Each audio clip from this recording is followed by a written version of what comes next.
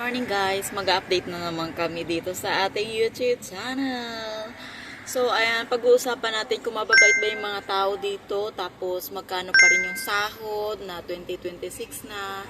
So anong ganap ng mga kapwa natin Pilipina dito sa bansang Romania. And since palapit na yung summer, and good luck sa ating mga kababayan na nandito na nakikipagsapalaran. At alam nyo na, pag summer, medyo busy na ang life. Medyo busy na. And then, so sa mga katulad kong nanay, pasensyahan, wala tayong pera, wala tayong sahod, walang trabaho. Tambay sa bahay. So, let's talk about it. So yan mga langga, karating lang namin dito sa City Bucharest. So bago ang lahat, tayo ay mag-film muna sa paligid upang makita natin na ganito pala kaganda sa city, ano. So, ayan, dadalawin natin ang kanilang simbahan na tinatawag na People's Salvation's Cathedral Bucharest, bagong katedral ng Romania, okay? Built for the national heroes, sinimula noong 2010, binuksan noong 2018 lang, fully done 2025. So, wow. Ngayon siya ang largest and tallest Orthodox church in the world. Grabe, ang laki mga langga, ang ganda. Totally worth the visit. So, as in, napahanga ako. Wait, may two ibons. Two ibon. So, ang ganda niya talaga, especially, hindi kami gaano nakapasok dyan kasi sarado. So, first dito muna tayo sa maliit lang to. So, maliit pa ito. Nakikita natin yung mga bulaklak. Ang ganda ng kanilang mga bulaklak, mga langga, as in, nakaka-amaze. So, kasama ko yung aking in-laws, tsaka yung asawa niya. So, bali, 5 lang kami, kasama si baby. And then, kung nakikita niyo mga decoration ng kanilang bulaklak, nakaka-amaze. Actually, magkakaroon lang talaga ng mga itong klaseng kulay, mabulaklak kapag ang weather ay hindi na gaanong malamig. So, ayan. Bago pala ang lahat natin pag-usapan, yung tungkol sa sahod at saka yung tungkol sa mga tao dito mababait, since nakapag-asawa naman ako ng Romania, so hindi ibig sabihin no, na kinakapihan ko yung iba or whatsoever, or sisiraan ko sila or ganun. Basta parehas katulad lang din sila sa atin mga langga, no? So, dahil nandito pa nga tayo sa video ng simbahan na ito, wag muna tayo magchichikading, magchichismisan. So, enjoyin muna natin ang kulay ng mga bulaklak. She packed her bags at 23, chased a dream across the sea, left behind the sun and sand for a world she didn't understand. New faces, foreign skies, lonely days and tearful nights, but she held on through the storm for a life she hoped was more. Far from home, but close to fate, she found a love. Yan, so after 1 year, nakapunta na ulit kami dito. Pero hindi ko alam kung maririnig kasi wala akong ginagamit ngayon na may low buds. Ayan mga langga, kung nakikita nyo yung taas niya, yung tuktok niya, parang golden siya, no? Ang ganda ng kulay niya, tapos napakalaki talaga mga langga. So nakita ko lang to last year sa YouTube, nanonood yung asawa ko. Tapos sabi ko, ano yan? Sabi niya, ito yung pinakamalaking simbahan sa Armenia, Orthodox Church. Sabi ko, ang ganda naman, ang daming tao nung tayo niya. Puno talaga mga langga. Sabi niya, pag nandiyan ka, napakaliit mo lang na tao dyan kasi sobrang laki yan. So totoo nga mga langga, napakaliit ko lang talaga. I mean, napakaliit lang ng mga tao talaga pag nandiyan na, napakalaki. Wala akong masabi as in. Kaso, wrong timing mga langga, gawa ng Lunes ang punta namin. Talaga na timing lang siya sa magandang weather. So, pagpunta namin sarado yung loob niya. And, syempre, yung asawa ko nagtanong. What's your impression about this? I like it. It's my first time to see and I'm amazed because it's very big. Yeah. And I don't know, it's just first time for me to see in church that very, very big and wide, see the place. But it's closed today because it's on Monday. That's why it's closed.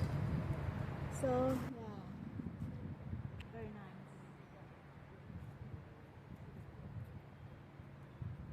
Thank you. Thank you for. So, first time ko nakapunta sa lugar na to, na simbahan nila, Orthodox Church. na ito yung pinakamalaking simbahan sa bansang Romania, pero hindi ko pa alam sa iba. So, dahil wala akong headset at mahangin, mic pala at mahangin, hindi ko alam kung maririnig nyo, pero kung hindi man, gagamitin ko na lang yung voice cover. So, maganda siya and ayun, nag-iiyak na. Mahangin lang mga langga, no? Pero hindi siya ganun kalamig, tapos hindi rin ganun kainit. Napakaganda ng weather na yan, nung time na yan. So, pumasok kami ito sa maliit na shop nila. Ang daming mga decoration, oo. Yung mga mga gaitong paninda nila sa mga bracelet, may mga cruise. Basta lahat ay related about sa ay alam niyo na sa Panginoon, 'di ba? Sana nabubulol pa ako. So ayan mga langga, and then nagtanong ang asawa ko kung anong gusto. Gusto mo? Sure. Actually gusto ko, pero syempre gusto ko ring magtipid, kaya sabi ko wag na muna, saka na lang, baka makakabalik pa kami next time. Ay, wala akong masabi mga langga. So, anyway, ito na ha. Itutuloy na natin ang usapan natin kung mababait ang mga tao dito. Yes, mga langga, may mga taong mababait, may mga taong hindi rin talaga natin kasundo. So, katulad na nga ng sinabi ko, meron din katulad sa ating mga Pilipino, 'di ba? Pero karamihan kasi dito, yung mga kumukuha ng mga helper, karamihan sa kanila mayayaman talaga sila. Dahil nga mayaman sila, syempre, kailangan buhay prinsesa sila, o char. So, hindi ko lang alam sa iba, basta sinabi ko na yan noon sa marami kong video na siguro nakatagpo lang talaga ako ng amo na hindi ko nakasundo. Anyway, umpisa okay naman sila sa umpisa, katagalan. Doon lang talaga kami nagkakagulo kasi nga yung schedule ko sa pahinga hindi na maayos. Yung kain ko wala na sa oras. So, yun yung nakakapagod mga langga, no? Kasi nga, okay lang sana kung wala ganong mga alaga, tapos ang laki pa ng kanilang mga bahay, mga langga, no? So ito ay based on my experience at based on my friends, other friends, sa mga kakilala ko, sa mga nakilala ko, sa mga nagmi-message kung anong problema sa kanilang employer, lalo na sa kanilang pahinga, trabaho, so pagkain din nila. So anyway, sa umpisa, okay naman talaga sila, pero yun lang, katagalan, makikita mo talaga yung tunay nilang ugali. So ayan ay hindi lahat ha mga langga, sinasabi ko hindi lahat, pero karamihan sa ating mga kababayan nakaka-experience ng mga ganitong pagtrato ng mga employer, okay? So, ayan, kung meron man akong nagawang hindi maganda sa aking employer, siguro, masasabi ko lang, pagkakaroon ng boyfriend. Sure.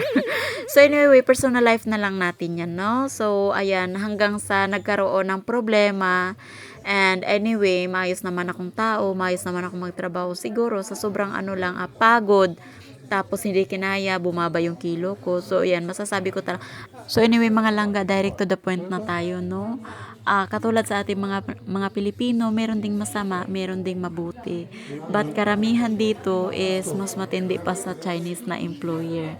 So, kung ikaw, kababayan, naka-experience ka ng, alam mo na, yung pagtrato na hindi maganda, at napunta ka naman sa ibang employer, o kaya naman, lumipat ka sa ibang bansa, so tibayan ng loob. At sya, wala akong masabi, basta tibayan ng loob, tsaka tapos diskarte, o 'di ba? Kung ikaw naman sister ay nakatagpo ng employer pagdating mo dito na sila ay mabait, tinuring ka talagang pamilya. So, be thankful mga langga, no? Kung ikaw ay nakatagpo ng mabait na employer pagdating mo dito, pag sinwerte ka. So, hindi natin pwedeng i-judge ang lahat ng mga Pilipina na kisyo pasaway, kisyo matigas ang ulo, kisyo ganito, ganyan. May mga dahilan, okay? May mga dahilan ang bawat isa sa atin. Hindi natin pwedeng ikumpara ang sitwasyon natin ngayon na maganda sa iba, okay? Bago tayo magpatuloy mga langga, no? Punta muna tayo sa restaurant. So, ito yung city, no? Ang ganda, no? Ang laki ng building. Itong building na yan. Hotel daw yan na luxury. Medyo mamahalin. So, anyway, so kakain muna tayo, no? Manood na lang muna kayo ng view, tapos makikikain, char. Kaya ako nasabi yan, mga langga, na be thankful kung ikaw ay nakatagpo ng employer kasi hindi tayo parehas ng kapalaran. Alam nyo na ang mga agency kasi sinasabi nila na pag euro, euro talaga as in euro, dollar, mga money, ganun. Pero hindi nila sinasabi ang realidad at ang tunay na buhay na nararanasan ng karamihang Pilipina dito sa Romania. So karamihan, pag nakakarinig for example, ikaw ay baguhan, pag nakakarinig ka ng mga chika-chika ding na si ganito tumakas, si ganito umalis, si ganito lumipat ng ibang employer. So ang sasabihin lang niyan, matigas ang ulo ng helper na yun, di marunong makinig, tamad. So maraming paninira, no? Kung ikaw naman ay galing sa iba't ibang part ng bansa na kung saan nagtatrabaho ka like Saudi, Hong Kong, Singapore, Macau, alam natin kung gaano rin ang kahirap ang trabaho, 'di ba? So pagdating dito, mas more than pa pala yung hirap. So kung ikaw hindi nakaranas ng hirap na nandito ka na, be thankful. Yan lang ang masasabi ko kasi hindi natin maikukumpara ang kalagayan natin sa bawat isa. So ayan mga langga, ngayon ituloy natin kung magkano ang sahod. Ang sahod dito is 600 euro pa rin. Lalo na kung ikaw ay first timer, no?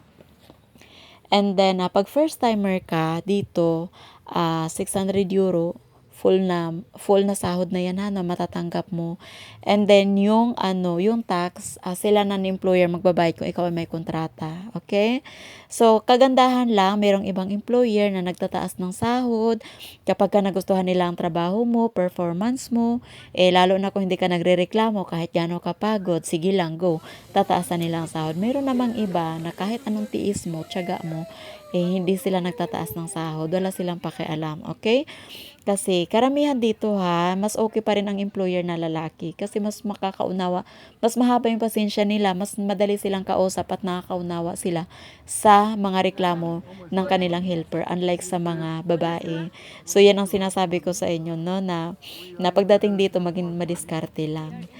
So, ayan, pagdating naman sa sahod, yan ang sinasabi ko na pagka naka 2 years ka na dito, bali, in demand na, kumbaga, pwede ka nang mag-demand ng sahod.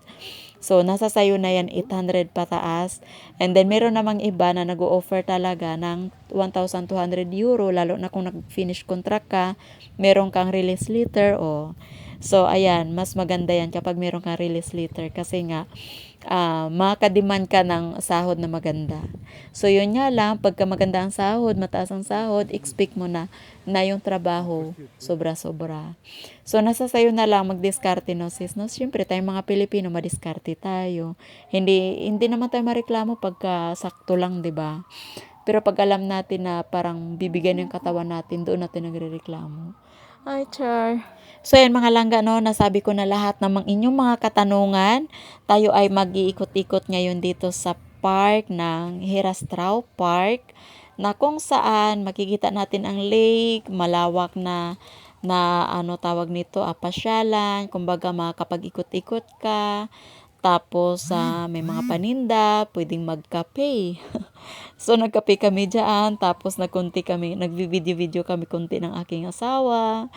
So, anyway, nakakamiss din talaga pagka matagal kang natambay sa bahay. So, masarap mag-travel. Ayun mga langga, kung iniisip nyo paano makahanap ng AFAM, ay, sinasabi ko sa inyo, madali naman makahanap pag nandito ka na, okay? Anyway, sa online ko lang natagpuan ang aking asawa. Kumbaga, nagkakilala kami sa Tinder. Char! Tinder. So, wala akong masabi, no, kasi kumbaga, napakadali ng mga pangyayari. Kumbaga, ang bilis ng pangyayari ng aming relasyon. Kung paanong humantong agad kami sa ganito na kakakilala pa lang. So, siguro talagang destiny, hindi sa destiny o kaya plan ni Lord yun. Okay, kahit anong lihis natin ng landas na kumbaga gusto natin mas matuwid pa, mas ito yung gusto nating tahakin. Pero kung gusto talaga ni Lord na bibigyan ka ng mga pagsubok sa buhay na kailangan kanyang ihahanda pa para sa parating na pagsubok na kailangan matibay ka na. So, yun mga langga ang sinasabi ko palagi na tiyagaan lang talaga, tapos tiis, tapos pray, always pray. Sabi ko nga, always pray. Lord, sabi ko, nagpe-pray naman ako palagi, pero bakit ako humantong sa ganito? Pero wala tayong magawa mga langga. Kung talagang pinagkaloob ni Lord yun, di ba? O at least may blessings ako, blessings. Another blessings. I have 4 blessings in my life. So, meron na akong 4 na boys. Panglima si Pedro. So, I am very happy, no, kung ano man ang buhay ko ngayon. So, ayan mga langga, wala na akong masabi, na ikwento ko na ang lahat. Ayan, manonood na lang muna tayo ng mga pasyalan. So bago ang lahat mga langga, no, gusto ko magpasalamat sa lahat ng mga nagsusubaybay ng aking video at sa mga nag-share, sa mga nag-live, and I hope patuloy pa rin po nag-live, like. So I hope patuloy pa rin po kayo na manunood at wag po kayong magsawang manood, magsubaybay ng aking maliit na bahay, char. Actually, ako, nagsishare lang talaga ako ng mga view dito sa Romania kasi alam ko curious din kayo. Dahil nga ako, nagsisearch din naman ako before ng mga traveling like this, mga view. So, wala akong nakita. Sabi ko, siguro ito yung idea na ibibigay sa akin ni Lord na mag-film ako ng mga lugar na kung saan kami magpapasyal. Tapos, isi-share ko sa inyo, samahan ko na rin ng konting chikading nang sa ganun hindi naman boring habang nanonood kayo ng video. So, yan mga langga, maraming salamat at sana sa mga bago pa lang, huwag niyo pong kalimutang mag-subscribe, mag-like, and mag-iwan na rin po kayo ng bakas para malaman ko po kung ano yung mga katanungan nyo or nai-enjoy nyo po ba yung aking pinopost, yung aking mga sinasabi, kahit ano pa po yan, gusto ko rin pong malaman kung ano po yung saloobin nyo sa aking mga pinopost.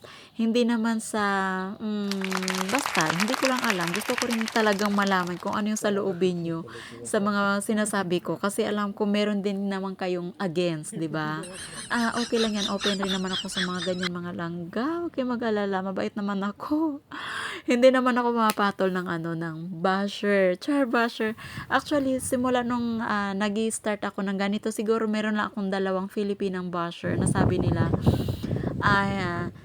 hindi na sila manonood sa aking video kasi daw hindi raw nakakapulutan ng magandang aral. So anyway, yan ang sinasabi ko na magkaiba talaga tayo ng kapalaran. Kung meron ka matuwid na landas, be thankful kasi ako sinusubukan ko maging matuwid mga langga. Lumiliko talaga yung landas ko. So, ayun ang masasabi ko mga langga. Maraming salamat sa inyong lahat. Sana tuloy-tuloy ang inyong pagsuporta at hindi magsasawa. So, tuloy tayo sa ating video. She packed her bags at 23. She used to dream across the sea. Left behind the sun and sand for a world she didn't understand. New faces, foreign skies, lonely days and tearful nights. Malapit ka na maubos yung kape ko. Lalakad kami sa park. Together with them. Sila tulak bata. Ako picture video. Kape, ubos na. What? But she held on through the storm for a life she hoped was more. Far from home, but close to fate, she found a love she didn't anticipate. Through every tear and broken plan, he took her hand, said, "Here I am." They built a world from scattered dreams, pieced together in quiet scenes. It wasn't easy, but they stood tall, and in the end, love conquered all. Paper walls and questions asked, fighting shadows from the past. Language barriers whispered doubt. She almost let the light burn out, but he saw her, brave and kind. In every silence, love aligned. They danced through fear and uncertainty. He said, "You're home as long as you're with me." Far from home, but close to fate, she found a love she didn't anticipate. Through every tear and broken plan, he took her hand, said, "Here I am." They built a world from scattered dreams, pieced together in quiet scenes. It wasn't easy, but they stood tall, and in the end, love conquered all. Now she laughs in a foreign tongue, but once she felt she didn't belong. The story carved in memories light. So yan mga langga, no, dahil gawa ng birthday nga ng aming isang kasama, yung asawa ng aking inlo, kakantahan namin siya ng happy birthday. Sana kayo ay matuwa. At sabi ko sana mag-enjoy siya sa kanyang birthday, sa kanyang kaarawan. Kasi kinantahan talaga namin siya. Oh, Di ba ang bongga? Napaka-singer talaga namin mag-asawa. Ewan ko lang kung matutuwa even ang anak namin. Ano kaya sa palagay nyo? Happy birthday to you.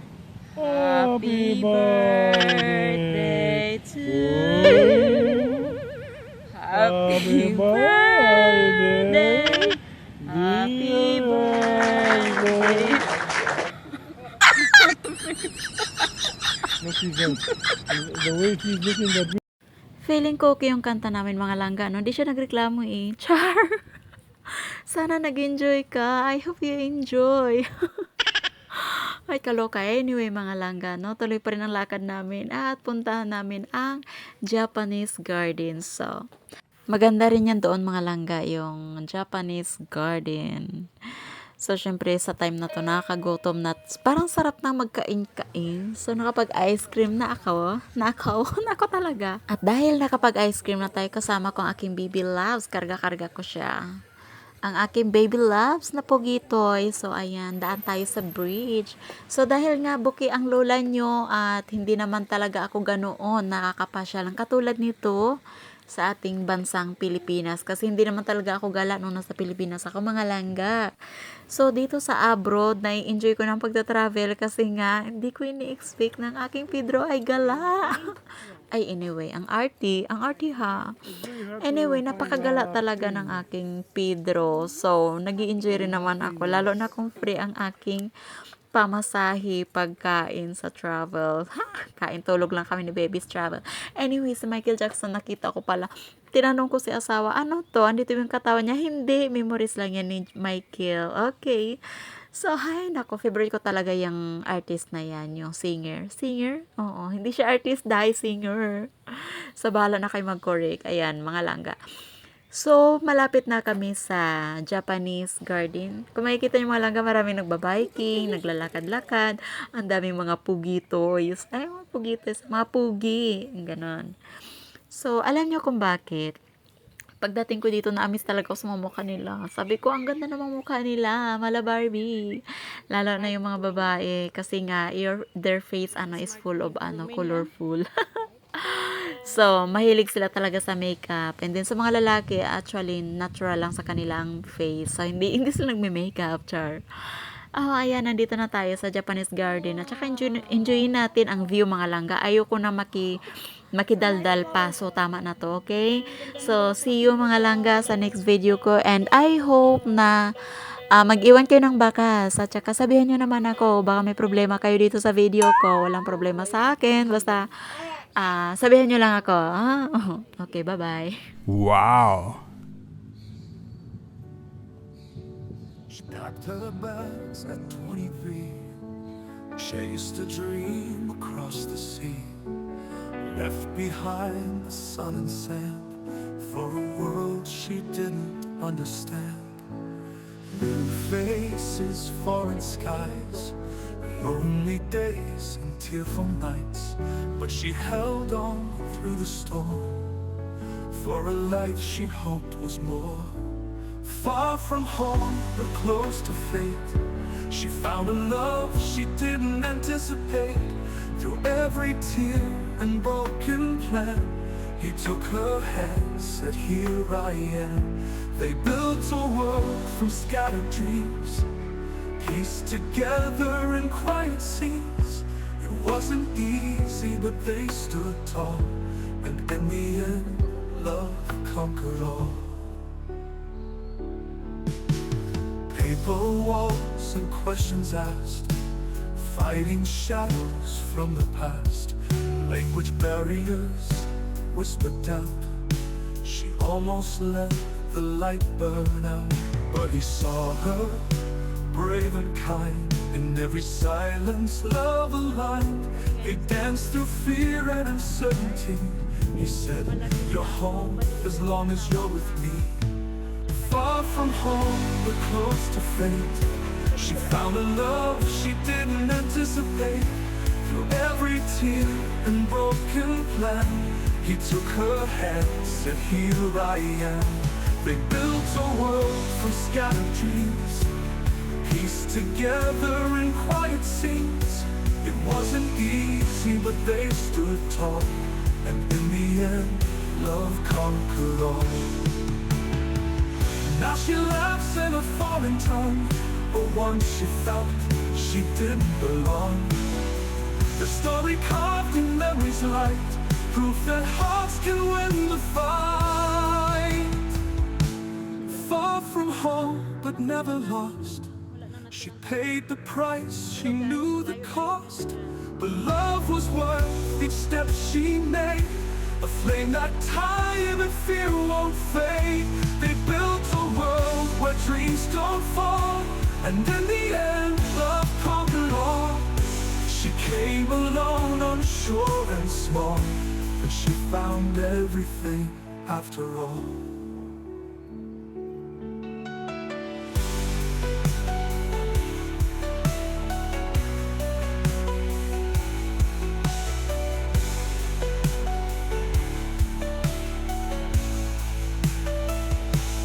Now she laughs, unsure and small, but she found everything after all. And now she laughs, the lover all,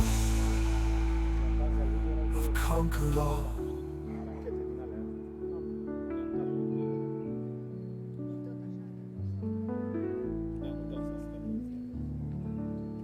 Are done. We are done filming. We are done seeing the Japanese garden.